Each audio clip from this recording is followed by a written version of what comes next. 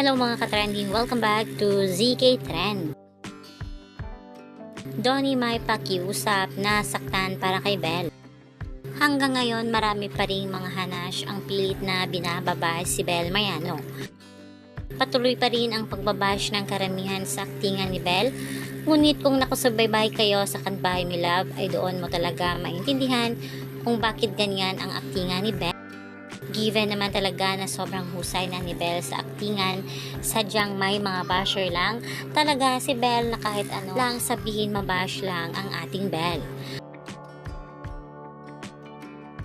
Panigurado isa sa mga nasaktan ngayon sa pagmabash kay Belle ang kanyang partner na si Donnie Pangilinan. Bukod sa napaka-supportive ni Donnie kay Belle, alam naman natin kung gaano at paano ipagtanggol ni Donnie si Belle sa lahat ng bashing noon pang HIH era.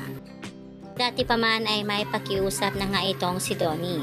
At sa lahat nga ng bash kay Belle na kahit i-bash ng i-bash si Belle, panatili itong nasa taas. No one can bring Belle Mariano down.